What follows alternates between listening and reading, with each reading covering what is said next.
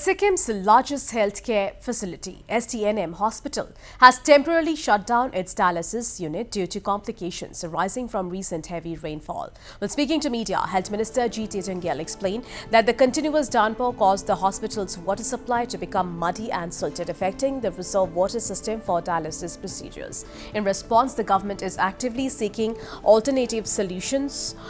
Minister Tejangel stated that Chief Minister Prem Singh Tamang has taken serious note of the situation and has instructed the Planning and Development Department to explore alternative water supply mechanisms. One of the key solutions under consideration is rooftop water harvesting to ensure a clean and consistent water source for critical hospital units.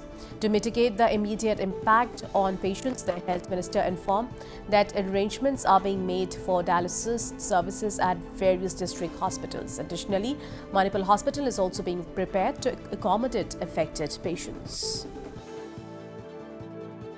During the landslide, the whole this thing is broken. The pipes are totally dismayed and disentangled and broken, and then whatever slush and mud is entering through that.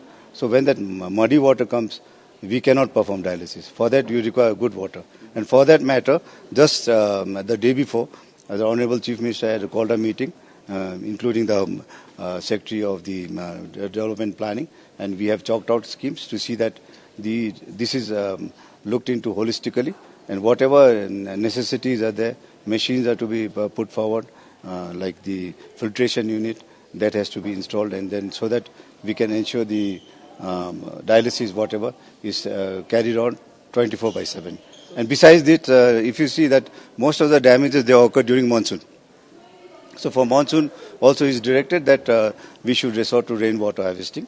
So whatever rain we accommodate during monsoon, we won't have all that problem. Only thing that all necessary gadgets like the filtration unit, pumps and other things will have to be attached with it, so that this can be drawn and used judiciously.